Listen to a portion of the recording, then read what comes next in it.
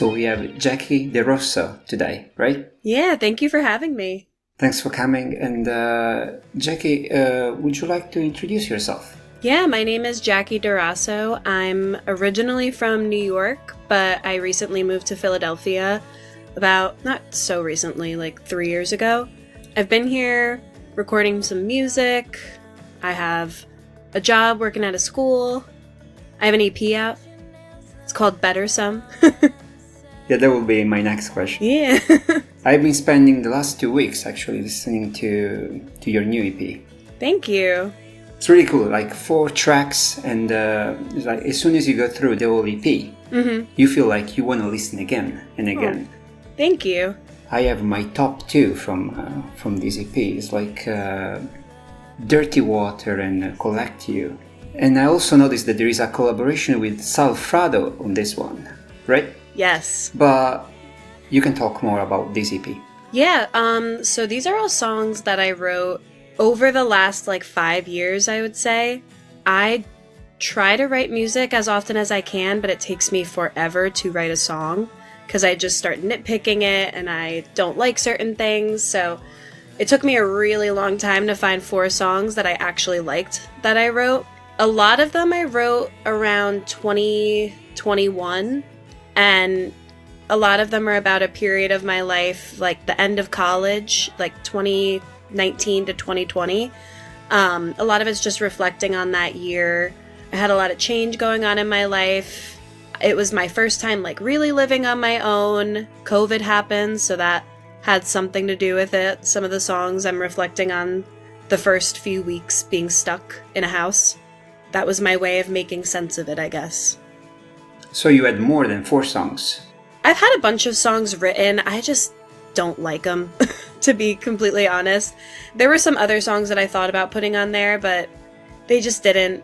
I would hear them and I would kind of cringe to myself. So I was like, if I'm doing this, I don't really want other people to hear it.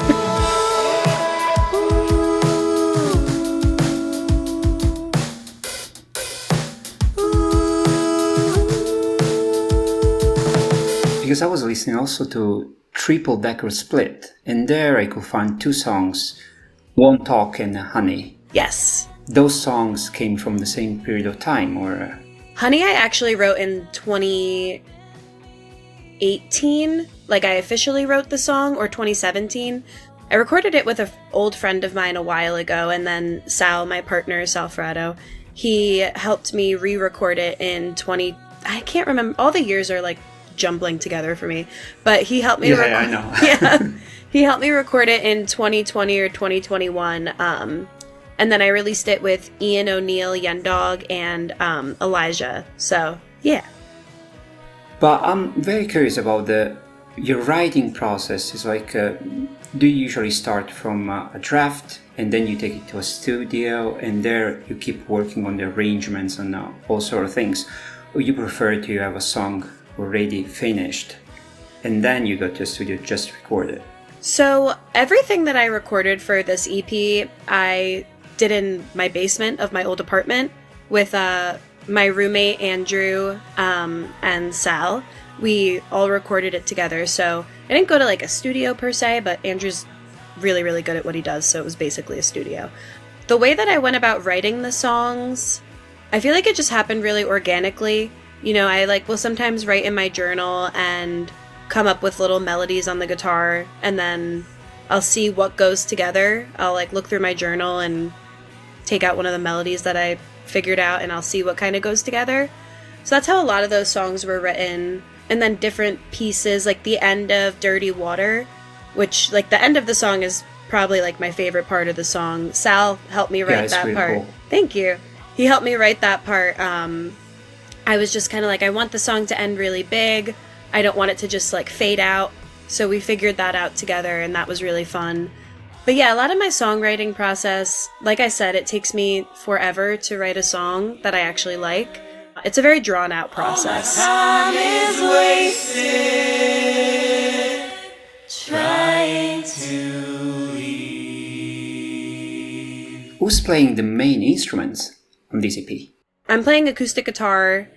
Andrew, my roommate, is playing a lot of the lead guitar parts.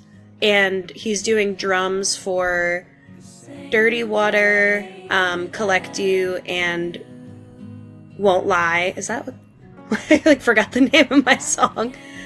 And then my brother, John DeRosso, he's playing drums for North Regent Street, and Sal's doing the bass and a lot of the harmonies. Yeah, I've seen maybe some clips where Sal was recording bass and sitting in a studio. So that was very interesting. But for me, it was a little bit hard to understand like influences and the inspiration that you got from this kind of EP. Because usually when you listen to a new artist, the first thing that happens, and it really happens organically, you try to compare the musician to like a household name or some famous artist. But for you, for me, it was a little bit difficult actually to make this kind of comparison. So what are your main influences? Some of my main influences, I love Kimya Dawson. She's probably one of my favorite musicians ever. I love Joni Mitchell. She's amazing. She's somebody that I really like. I really like Julian Baker. She's a big one. And like bands that I really liked in high school, I loved the Smashing Pumpkins and the Strokes and bands like that. But I don't really know if I draw too much influence from that. I just like listening to it. But yeah, I feel like Kimya Dawson and like Joni Mitchell and Julian Baker are some big influences for me. They're some of my favorite artists.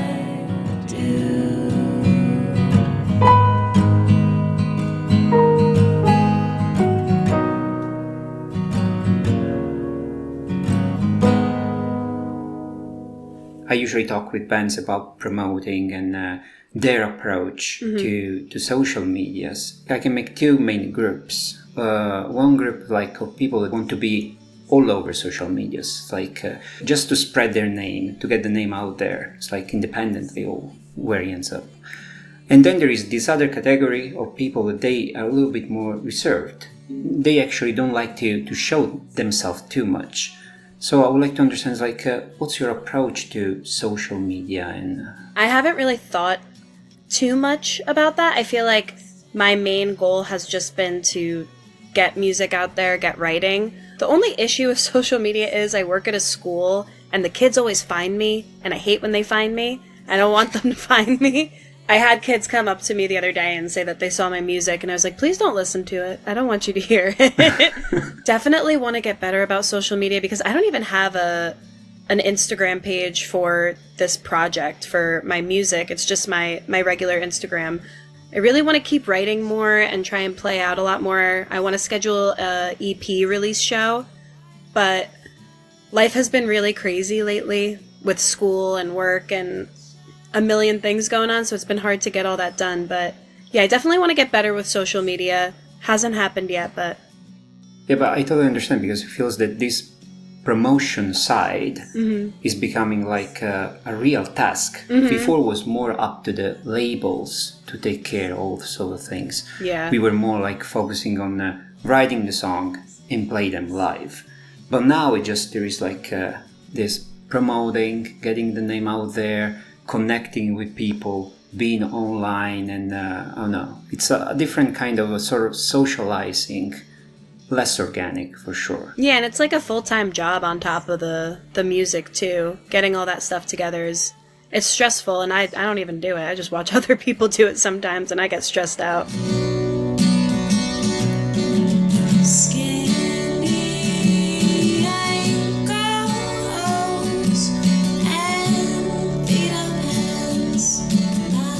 Then you feel that after releasing this EP, you're planning to play shows.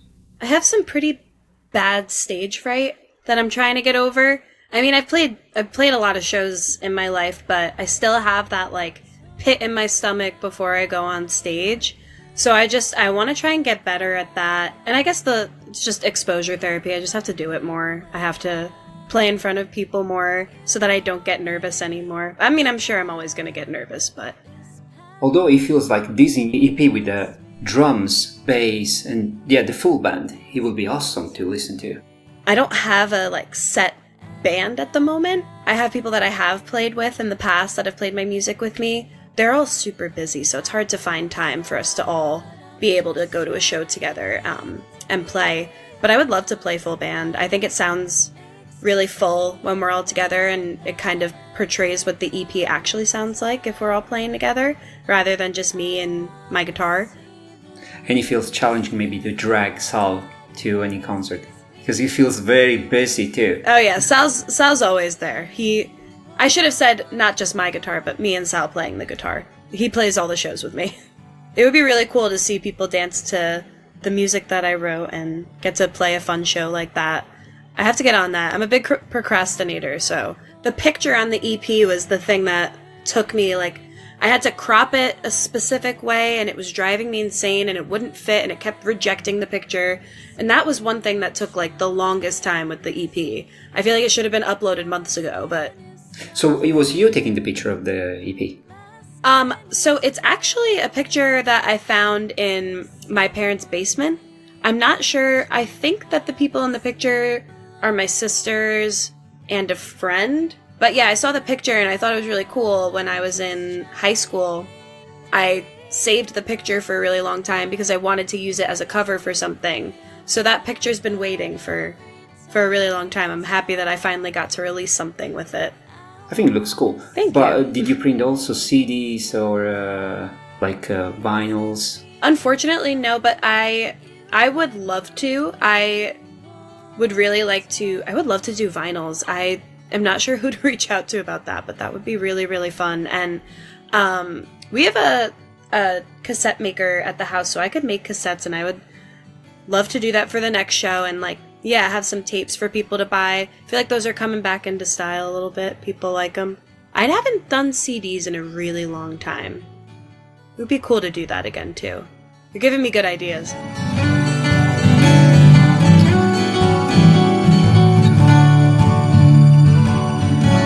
I would like to know actually about your future goals. Yeah, I think that my number one goal right now is to release a full-length album. I want to do that within the next, hopefully, like, year and a half, 2 years. I have to sit down, figure out what I want to do with it, figure out, like, what songs I want to put on it, and hopefully write some more songs. That, and to just play as many shows as I can. Get over that stage fright. If you already start writing some new songs?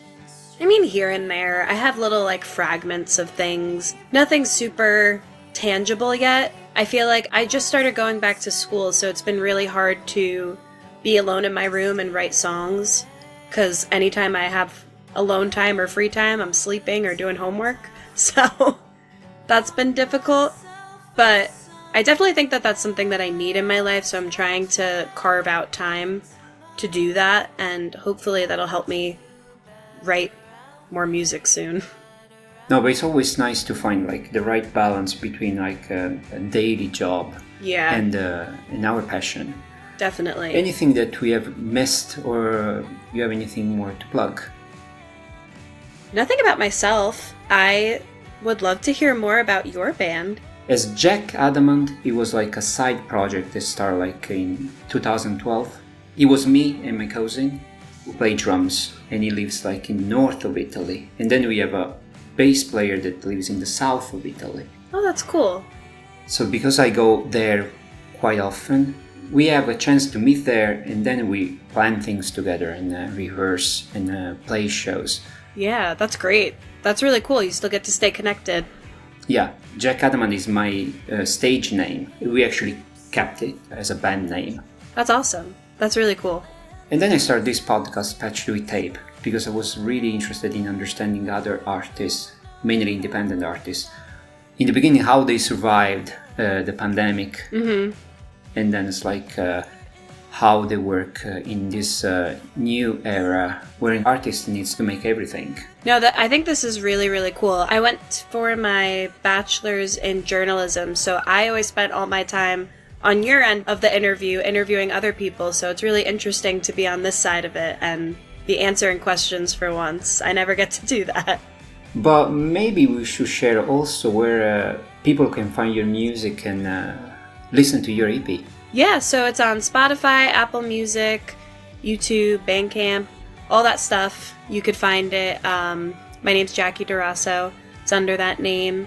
My Instagram is Pierogi Belly, which I use to promote my music. Also, it's just my personal Instagram, but nothing's too personal on there, so I don't care if people follow me. But yeah, those are all the places you can find me.